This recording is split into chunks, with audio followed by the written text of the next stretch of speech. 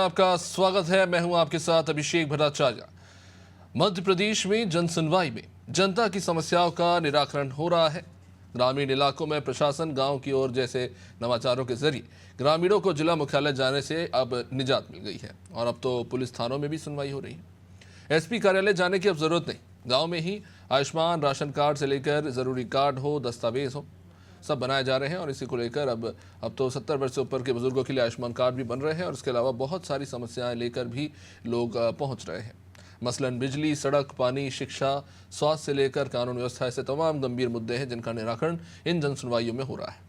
योजनाओं के जरिए लाभार्थियों के मुद्दे सुलझ रहे हैं। सफलता की कहानियों में लगातार वृद्धि हो रही है। दूसरी तरफ कुछ लोग जन सुनवाई के दौरान अपनी समस्याओं को लेकर विरोध भी दर्ज करा रहे हैं। ऐसे में जो कमियां सामने आ रही हैं, क्या उनकी भी इतनी ही त्वरित गति से समाधान हो पाएगा? इस संदर्भ में जन सुनवाई की क्या स्थिति है, इसी का जायजा लेंगे आज। लेकिन उससे पहले देखिए हमारी ये रिपोर्ट।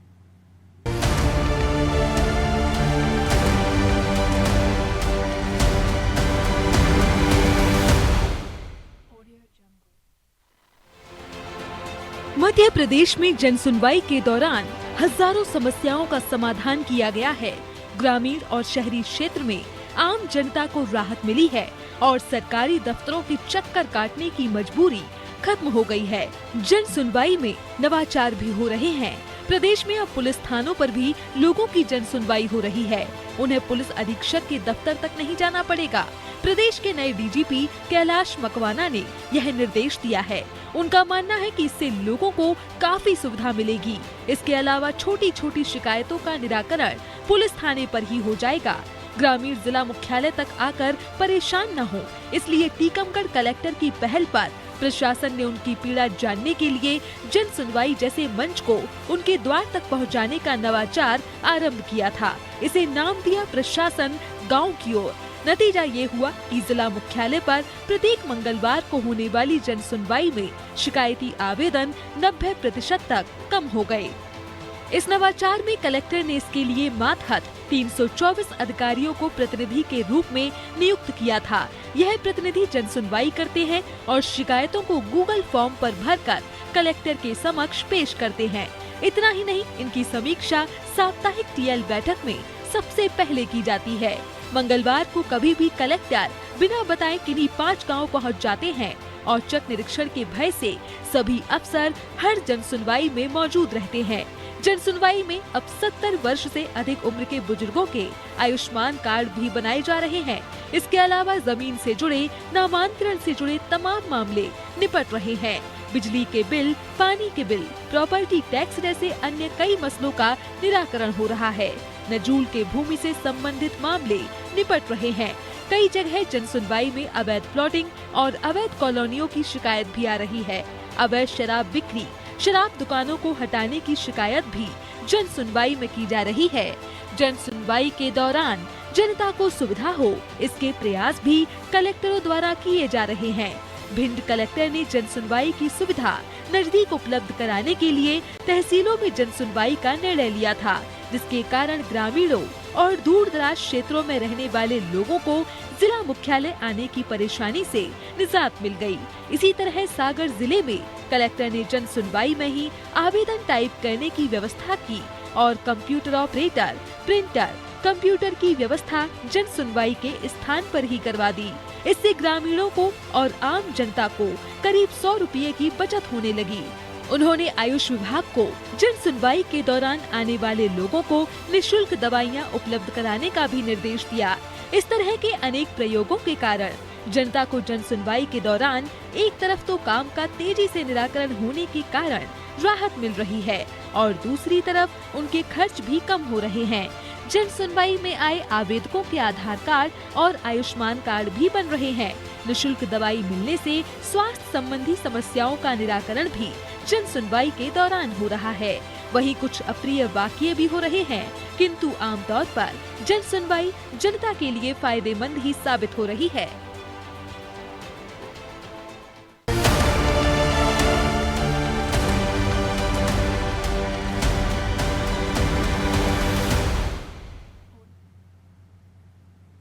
चलिए, जनसुनवाई को लेकर काफ़ी बातें हो रही हैं। अब हम ज़मीनी हकीकत भी जान लेते हैं कि आखिर ये जनसुनवाई कितनी कारगर साबित हो रही है। सबसे पहले रुक करेंगे इंदौर का। इंदौर से हमारे सहयोगी योगेश राठौर हमारे साथ जुड़ गए हैं। योगेश, जैसा कि हम देखते हैं कि आम लोगों की अपनी समस्याएं होती हैं, शिकायतें होती हैं और तमाम तरह के कानूनी मसले भी होते हैं जिनमें आम लोग उलझ के रह जाते हैं जब वो अपनी शिकायत लेके पहुंचते हैं पर उनकी सुनवाई नहीं होती। अब जो आदेश जो डीसीपी के द्वारा दिया गया था और उनके आदेश के बाद अब ये जो मंगलवार को ये जो जनसुनवाई शुरू हुई है, क्या सूरत हाल है इसके? पब्लिक से किस तरह का रिस्पॉन्स आ रहा है? देखिए अभिषेक, मध्य प्रदेश सरकार की जो ये जन सुनवाई वाली जो योजना है, जो जन सुनवाई के माध्यम से लोगों की शिकायतों का निराकरण हो रहा है, ये लंबे समय से काफी सालों से शुरू हुआ है और आज भी बदस्तूर जारी है। और इससे कहीं ना कहीं लोगों को राहत इसलिए मिलती है कि जो अन्य प्लेटफॉर्म पर जाकर अपनी शिकायत का निराकरण करने की कोशिश करते हैं, वहां समस्या का निराकरण नहीं होता, लेकिन एक ही स्थान पर सारे विभाग हो गए। जैसे हम बता दें कि इंदौर में 3 ऐसे प्रमुख स्थान है जहां पर जन सुनवाई चलती है। एक तो पुलिस महानिरीक्षक यानी कि कमिश्नर साहब के ऑफिस में एक जन सुनवाई चलती है, जो पुलिस के जितने भी केसेस संबंधित मामलों का निराकरण होता है। दूसरा नगर निगम, इंदौर नगर निगम सीमा में जितने भी नगर निगम के विभाग से संबंधित जितने भी मामले होते हैं उसका शिकायत यहाँ सुनी जाती है। और तीसरा होता कलेक्ट्रेट कार्यालय में जो राजस्व विभाग होते हैं, बस एमपीबी के जो होते हैं, उसके अलावा जो आबकारी जो भी अन्य विभाग है, जो जिला प्रशासन के अधीनस्थ जितने विभाग है, उसमें वहां पर सारे अधिकारी बैठते हैं। एक अधिकारी सब बैठते, चाहे वो मुख्य स्वास्थ्य चिकित्सा अधिकारी हो, तो वहां पर निराकरण करने की कोशिश किए थे। अभी आज जो है कलेक्टर जिलाधीश महोदय अभी अवकाश पर है, इसलिए वहां जन सुनवाई में कुछ लोगों की संख्या कमी देखी गई है। इस समय मैं इंदौर नगर निगम पर हूँ, जहां पर जन सुनवाई चल रही है। और अभी जन सुनवाई थोड़ी सी होल्ड इसलिए हो गई क्योंकि MIC की बैठक शुरू हो गई और वहां पर आयुक्त महोदय और महापौर की बैठक चल रही है। लेकिन कुछ लोग जो यहाँ पर अपनी समस्या लेकर आए थे, हम आज जानने की कोशिश करते हैं कि आज तो समस्या मेरे साथ कुछ ऐसे लोग हैं जो MR5 की जो सड़क होती है, लिंक रोड है, वहां पर जो है जो समस्या है। मेरे साथ अभी इस समय IG यानी DSF से कुछ ही समय पहले रिटायर हुए IG अशोक यादव जी है। अभी हम जान सकते हैं कि सीमा की सुरक्षा करने वालों को भी हम अपने घरों की सुरक्षा के लिए यहाँ पर नगर निगम के जन सुनवाई के चक्कर काटना पड़ रहे हैं। तो अशोक यादव जी से हम बात की शुरुआत करते हैं, आखिर क्या मामला और क्या जन सुनवाई में उनको कहा गया और किस तरह की चर्चा हुई। अशोक जी, ये बताइए क्या प्रमुख आप इंदौर DSF के IG रहे हैं और अभी कुछ समय पहले रिटायर हुए, अब आपको सीमा की सुरक्षा के साथ में अपनी घर की सुरक्षा के लिए नगर निगम के चक्कर काटने पड़ रहे, क्या मामला आखिरकार पूरा? नमस्कार। हमारी जो कॉलोनी है, जो एयरपोर्ट रोड थाना से लेके तो छोटा बांगड़ता तक है, और उसमें जनशक्ति नगर, श्री कृष्ण नगर, श्री लक्ष्मी नगर और अंबिकापुरी एक्सटेंशन और राम दुलारे कॉलोनी, ये कॉलोनी का अपना व्यक्तिगत अपना निजी रोड है। और हमने पता लगा कि इस रोड को चौड़ा करके उसको प्लान में डाल रहे हैं, जबकि प्लान का रोड जो है 128 से ऑलरेडी छूटा हुआ है। उस पे रोड ना बना के जो हमारी TNC पास कॉलोनी का जो रोड है उसको चौड़ा किया जा रहा है। TNC में 12 मीटर के लगभग की TNC है हमारी, जिसमें 40 फीट का रोड छूटा है, लेकिन उसको 100 फीट किया जा रहा है। अब आप सोच लीजिए, 40 फीट के रोड को 100 फीट करेंगे तो क्या होगा? कितना आपका सड़क कितने आपके एक्वायर कर रहे हैं जमीन को? अभी तक हमें कुछ बताया नहीं गया है, शुरू से ही जो है अंधकार में रखा हुआ है। जब विज्ञप्ति आई, विज्ञप्ति में भी जो है जो लिखा हुआ था वो बिल्कुल स्पष्ट नहीं था। और आखिरकार हमें जब पता लगा, जब TNC के अधिकारियों ने एक मीटिंग ली, उसमें हमें पता लगा कि हमारे ही रोड के मामले की बात हो रही है, और जबकि वो रोड हमारा निजी है और करीब 30-40 साल पहले उसकी TNC पास हो चुकी है। तो TNC को इस समय इस स्टेज पे अल्टर करना ठीक नहीं है, क्योंकि जो प्लान का है 21 का प्लान, जो इंदौर विकास 21 का प्लान है, उस प्लान का जो रोड छूटा हुआ है वो सुलभ शौचालय से लेके तो सरोज वाटिका तक का रोड छूटा हुआ है। कितनी बार आप यहाँ पर इस मामले की शिकायत कितनी बार करी हो? अभी क्या आपको आश्वासन दिया, किससे बात चर्चा किससे हुई आज? हमने इसके पहले TNC ऑफिस में भी गए, उन्होंने भी ठीक से कुछ क्लियर नहीं बताया कि कौन सा रोड है, कहाँ है, किसके बारे में कर रहे हैं, ये तक नहीं बताया उन्होंने। कलेक्टर ऑफिस भी गए, हम हमारे पार्षदों से भी मिले, पार्षदों के पास भी कोई ज्यादा समझ में नहीं आ रहा है उनको कि वो क्या कर सकते हैं क्या नहीं कर सकते हैं। और आज जो है सुबह से हम आए हुए हैं, इसके पहले भी हम अलग अलग ऑफिस में गए। आए तो हमें किस्मत से, हमारे बड़े अच्छे किस्मत से कि हमें महापौर जी मिल गए और ऑफिस में वो जा रहे थे, उस समय हमारी अकस्मात मुलाकात हो गई। तो उन्होंने एक हमें आशा की किरण दिखाई है कि आपका नुकसान ज्यादा होगा तो हम आपका रोड नहीं बनाएंगे। तो एक कुछ महिलाएं भी हमारे साथ हैं, उनसे बात करने की कोशिश करते हैं। आप कहाँ थे, आप और क्या समस्या, प्रमुख समस्या, और क्या कितने चक्कर काट चुके आप उससे? हम तो 1 महीने से परेशान हो रहे हैं, जब से ये निकली है कि आपका रोड 100 फीट की जो बताई जा रहा है, जबकि मास्टर प्लान की जो सड़क है वो पीछे की तरफ है, खतरा नंबर 128 में है। इसको अब इधर अलाइनमेंट करने का बोल रहे हैं। ये किस कारण से हो रहा है ये हमें समझ में ही नहीं आ रहा तो है। जन सुनवाई में अभी आप कितने लंबे समय से चक्कर लगा रहे हैं? सेक्टर भी गए, अब भोपाल में भी टीएलसी ऑफिस में लगाई हमने अपनी वो आपत्ति, और सभी जगह विधायक जी से भी मिलने की कोशिश की, पर अभी तक हमें समय नहीं मिला। विधायक कौन है आपके? श्री कैलाश जी ने क्या, जबकि नगरीय प्रशासन मंत्री, उन्होंने क्या आश्वासन दिया? हमको समय ही नहीं मिल पा रहा हमसे। तो आप देख सकते हैं कि मंत्री जो है उस क्षेत्र के विधायक है और नगरीय प्रशासन मंत्री बड़े कद्दावर नेता, उनसे आम नागरिक की मुलाकात कैसे हो पाए ये भी आप सामने आप देख सकते हैं। और जन सुनवाई में आज नगर निगम है, कलेक्ट्रेट जा चुके हैं, टीसीपी कार्यालय जा चुके, जो भी संबंधित विभाग है वहां जा चुके हैं। लेकिन ये बड़ा विषय है कि जो शहर में सड़कों का निर्माण हो रहा है, सड़कों का चौड़ीकरण हो रहा है, तो इसमें आम नागरिकों का कोई सलाह नहीं लिया, कोई विचार नहीं किया। तो उनको कोई पहले तो कोई बस मार्किंग कर दी जाती और सड़क बनाने की शुरुआत।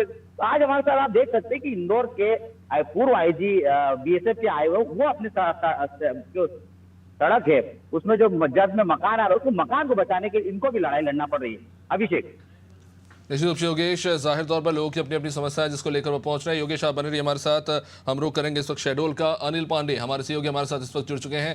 अनिल, शहडोल में क्या हाल है? जन सुनवाई के आदेश दिए गए हैं कि अब स्थानीय स्तर पर ही लोगों की समस्याओं का समाधान किया जाए ताकि उन्हें दूर ना जाना पड़े, उनका खर्चा भी बचे और त्वरित समाधान हो।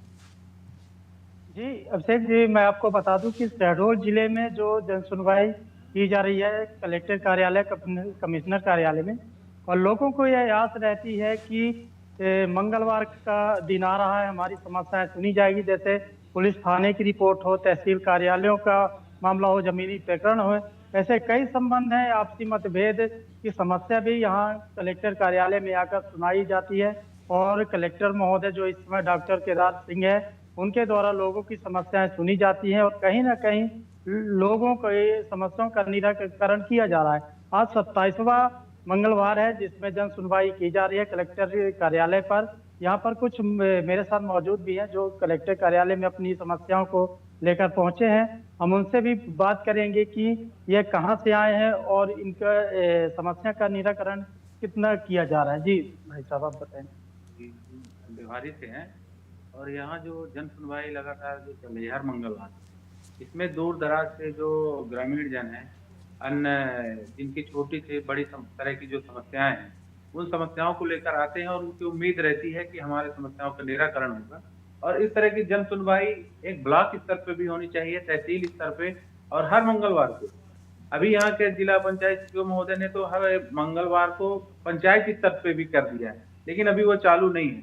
यदि पंचायत स्तर में भी ये जन सुनवाई चलने लगेगी तो आम जन को गाँव में ही उनके समस्याओं के निराकरण का एक आश्वासन और भरोसा मिलने लगेगा, जिससे आम जनों का भरोसा जगेगा कि हमारी समस्याएं गांव में ही शासन प्रशासन द्वारा सुनी जाती है और उसका निराकरण होगा। इसलिए इस तरह की जन सुनवाई हर मंगलवार को पंचायत स्तर पर, ब्लॉक स्तर तक में भी जल्द से जल्द चालू हो।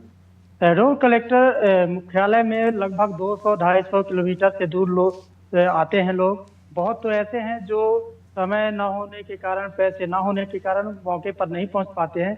तो यहाँ पर बहुतों का विचार है कि तहसील कार्यालय, पंचायत में यहाँ भी अगर जन सुनवाई की पहल की जाए, कार्यक्रम किया जाए, जिससे लोगों को भटकना ना पड़े।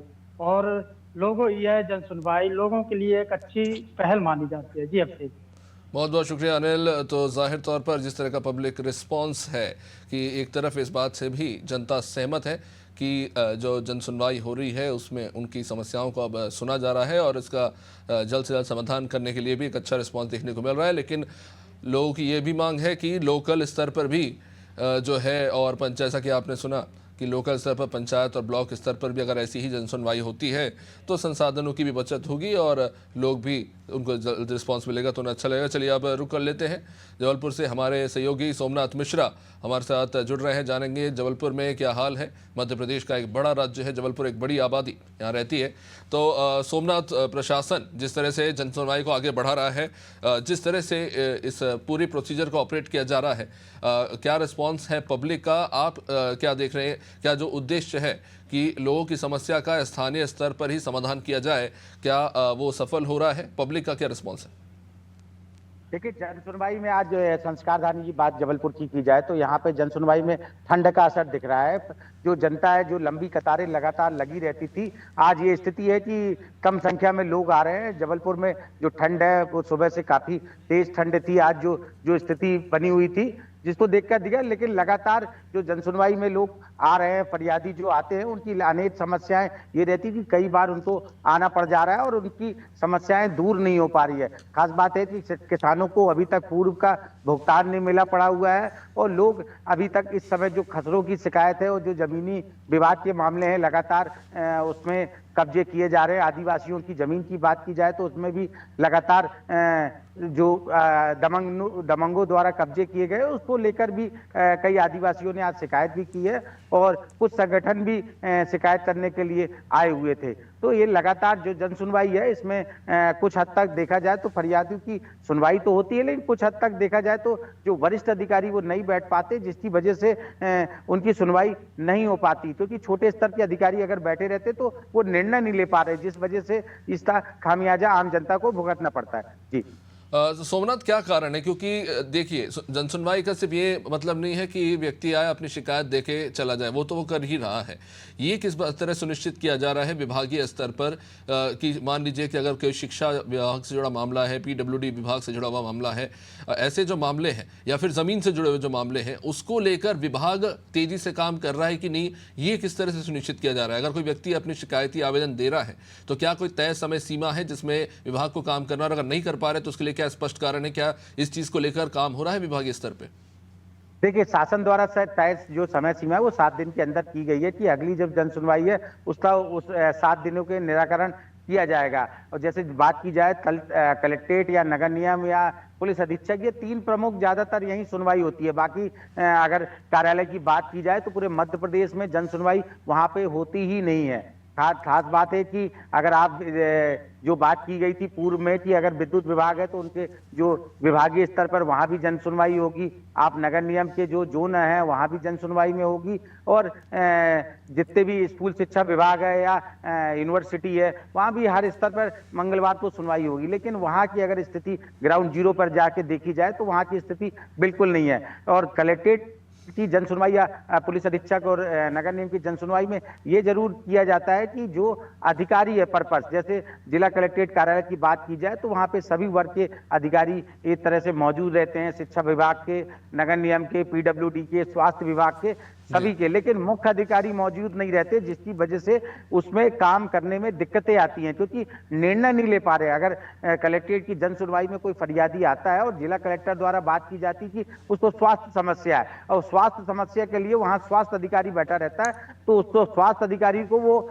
जो उसका आवेदन है वो फॉरवर्ड कर दिया जाता है। तो स्वास्थ्य अधिकारी ये निर्णय नहीं ले पाता कि इसको करना क्या है, वो फिर उसको समय दे देता है कि आप कल मेरे ऑफिस आइएगा और फिर मैं ऐसा करूंगा। उसके बाद वो ऑफिस में मिलता नहीं है, उसके बाद उसकी तारीख पे तारीख बढ़ जाती है। जी अनिल, जैसे जो आपने जमीनी समस्याएं बताई, एक और सवाल अगर खासतौर से जनता के लिए बेहद महत्वपूर्ण है जानना कि अगर मान लीजिए जैसा कि आपने बताया कि 7 दिनों में अगर समस्या का समाधान नहीं होता है तो फिर ऐसे में शिकायतकर्ता के पास क्या विकल्प है? या फिर से अगले हफ्ते वो फिर से जन सुनवाई में आए या फिर ऊपर के अधिकारियों से भी कंप्लेन की जा सकती है इसको लेकर? क्या विकल्प है आम जनता के पास जन सुनवाई में अगर बात नहीं सुनी जा रही हो? देखिए, 7 दिन के जो सुनवाई का समय जो रहता है उसके बाद फिर वो दोबारा फिर आवेदन देता है, फिर उसमें मार्क करके फिर जिला कलेक्टर या पुलिस अधीक्षक उसको तुरंत जैसे पुलिस अधीक्षक में सुनवाई हो रही तो उस संबंधित अधिकारी को ही फोन लगाकर बोला जाता है। जैसे थाना प्रभारी है तो थाना प्रभारी को लगा के फिर एडिशनल एसपी उसको फोन लगा के बताते हैं कि ये हमने दिया था, इसका क्या हुआ। तो अधिकारी द्वारा जो भी आश्वासन दिया जाता है फिर अधिकारी द्वारा बोला जाता है कि आप थाने भेज दीजिए, तो वो थाने चला जाता है। ऐसे कलेक्ट्रेट में भी इसी तरह होता है कि संबंधित अधिकारी से उससे पूछा जाता है कि इसका कार्य क्यों नहीं किया गया है, तो संबंधित अधिकारी कुछ ना कुछ अपनी जो कानूनी उसमें है उसमें दांव पेच फंसा के वो उसको लटका देता है। तो इस तरह की कई समस्या आती हैं। कुछ ऐसे केसेस बता दिए जाते हैं कि भैया हमारे पास नहीं होगा, आप न्यायालय में जाएं। जैसे पुलिस द्वारा बोला जाता है कि भैया हम मकान खाली नहीं करा सकते, आप न्यायालय में जाएं। तो ज्यादातर केसेस में न्यायालय को भेज दिया जाता है। जी जटिल मामलों को लेकर ऐसी स्थिति है। बहुत बहुत शुक्रिया सोमनाथ जानकारी के लिए। योगेश लगातार हमारे साथ इंदौर से बने हुए। योगेश, जैसा कि आपने सुना, मेरा सवाल ये है कि अभी हाल ही में डीजीपी कैलाश मकवाना ने भी स्थानीय स्तर पर पुलिसकर्मियों से कहा था कि आप लोकल स्तर पर लोगों की समस्याओं को सुने, छोटी मोटी जो तमाम समस्याएं हैं और जो महत्वपूर्ण समस्याएं हैं उनका स्थानीय स्तर पर समाधान करें ताकि लोगों के समय और संसाधन दोनों की बचत हो। मेरा यही सवाल है कि अभी किस तरह की भीड़ आप इंदौर में देख रहे हो कि बहुत बड़ी आबादी है इंदौर में, और साथ ही साथ ये भी सवाल है कि क्या अधिकारी जो है वो रुचि दिखा रहे हैं उतना ही प्रोग्रेसिव तरीके से जनता की समस्याओं का समाधान करने के लिए रुचि दिखा रहे हैं। क्योंकि अगर बात करें, डीजीपी कैलाश मकवाना जी ने यह भी कहा था कि जो पुलिसकर्मी जनसुनवाई में अच्छा काम करेंगे उन्हें इंसेंटिवाइज भी किया जाएगा, नहीं पुरस्कृत भी किया जाएगा। तो क्या अधिकारी भी अगर बात करें काम कर रहे हैं उस तरह से रुचि दिखाकर? देखिए अभिषेक, इंदौर शहर में अब नए पुलिस कमिश्नर जो है संतोष सिंह, वो पुराने इंदौर के अधिकारी रहे और इंदौर की रग रग से वाकिफ है, चाहे वो किसी भी क्षेत्र को लेकर हो। तो इंदौर के कमिश्नर पहले जो थे वो भी रुचि दिखाते थे और इंदौर के जो नए कमिश्नर आए वो भी रुचि दिखाते हैं। अगर कोई मामला अगर किसी थाने का, अगर थाने से सॉल्व नहीं हो रहा और अगर व्यक्ति पुलिस कमिश्नर की जनसुनवाई में चले गया तो वो मामला अधिकारी के संज्ञान में आता है। जब अधिकारी के संज्ञान में आता तो अधिकारी के लिए उस मामले का हल करना आवश्यक इसलिए होता है कि फिर उसके बाद एक और ऑप्शन है सीएम हेल्पलाइन। अगर यहाँ पर शिकायतों का निराकरण नहीं होता, आज तो व्यक्ति सीएम हेल्पलाइन में अपनी शिकायत डालता है और सीएम हेल्पलाइन में जब तक उस मामले का निराकरण नहीं होता सुनवाई के लिए वहीं पर पेंडिंग रहती है और वो जब तक पेंडिंग रहती है जब तक क्लोज भी नहीं कर पाते। इंदौर में जो हम आपको बता रहे हैं कि इंदौर में जिला प्रशासन कलेक्ट्रेट कार्यालय में जो जनसुनवाई थे उसमें सभी विभाग के अधिकारी, प्रमुख अधिकारी बैठते हैं। कलेक्टर के सामने एक प्रमुख अधिकारी, चाहे हम बात करें तो अगर स्वास्थ्य विभाग की बात करें तो सीएमओ जो सीएमएचओ है, सीएम, मैं आपको माफी चाहूंगा योगेश, आपको बीच में रोक रहा हूं। इस वक्त हमारे साथ हमारे खास मेहमान इस वक्त हमारे साथ जुड़े हैं। रिटायर्ड डीआईजी मनोहर वर्मा जी हमारे साथ जुड़ चुके हैं। सर, बहुत बहुत स्वागत आपका अनादि टीवी पर। सर, जैसा कि हम आज चर्चा कर रहे हैं जनसुनवाई को लेकर और ये ज़मीन पर कितना सफल हो रहा है इस चीज़ को लेकर, सर जैसा कि अभी हाल ही में डीजीपी कैलाश मकवाना जी ने निर्देश जारी किए हैं कि थाना स्तर पर भी अब जन समस्याओं को सुना जाए और उसका समाधान किया जाए, किस तरह से देखते हैं? काफ़ी प्रोएक्टिव स्टेप। बहुत बहुत नमस्कार और आपके माध्यम से सभी श्रोताओं को, दर्शकों को मेरा हार्दिक नमस्कार। देखिए, जन सुनवाई जो है बहुत ही अच्छी प्रक्रिया है जिसके माध्यम से कोई भी आम व्यक्ति मंगलवार को एक निर्धारित समय पर उसे जहां उचित लगता है, संबंधित थाने में या संबंधित एसीपी के ऑफिस में, डीसीपी के ऑफिस में या आपके कमिश्नर ऑफिस में, कहीं पर भी जा सकते हैं और अपनी बात को रख सकते हैं। देखिए क्या है, मैं आपको ये बताना चाहूँगा कि पुलिस के जो प्रकरण होते हैं वो दो तरह के प्रकरण होते हैं।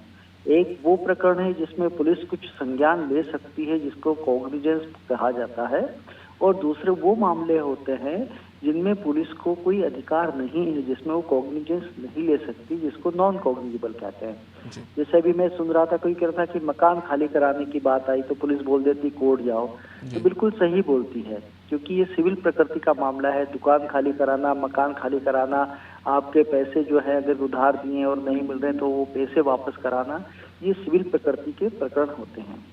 लेकिन ये भी सही है कि सिविल प्रकृति के प्रकरण आगे जाकर के कहीं कहीं अपराध में परिणित हो जाते हैं, लोग इसको लेकर के लड़ाई झगड़ा करने लगते हैं, हिंसक हो जाते हैं। तो जब इस तरह के प्रकरण भी पुलिस के सामने आते हैं तो कुछ न कुछ प्रिवेंटिव टाइप की एक्शंस भी पुलिस करती है। और जन सुनवाई में जब हम पहुंचते हैं किसी भी स्तर पर, अगर थाना पर पहुंचे, देखिए बेसिक इकाई काम करने वाली थाना ही होती है।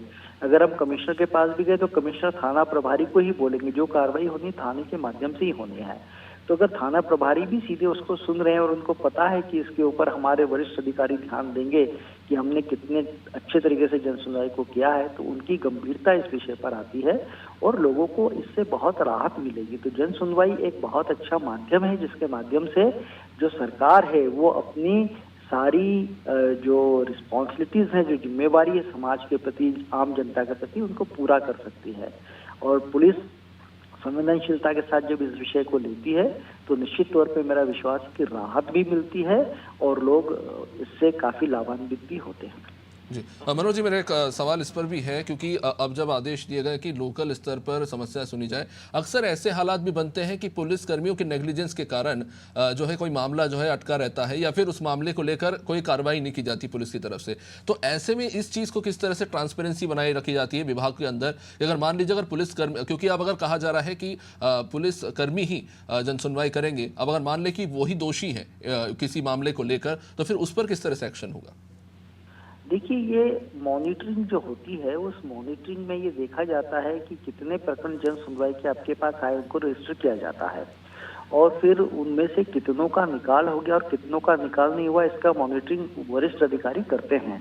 और जब उनको पता लगेगा कि ये शिकायत आई थी जन सुनवाई में और आपने इसका क्या किया है, क्या नहीं किया है बताइए, तो फिर नेचुरली वो नीचे वाला आदमी उसको छुपा नहीं सकता, तो वो वरिष्ठ अधिकारी।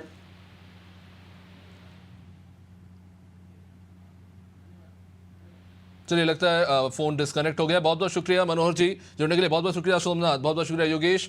तो जन सुनवाई जारी है और लगातार जनता की समस्याओं को सुना जा रहा है और एक अच्छी पहल है। जनता की समस्याओं का उनके स्थानीय स्तर पर समाधान होगा, जिससे लोगों को राहत मिलती है। खैर, देखना होगा कि जन सुनवाई में जिस तरह से मामलों का निष्पादन किया जा रहा है उसका आगे क्या सूरत हाल देखने को मिलता है। फिलहाल तो ये एक सकारात्मक कदम है जिसकी जनता सराहना कर रही है। देखते रहिए अनादि टीवी। नमस्कार।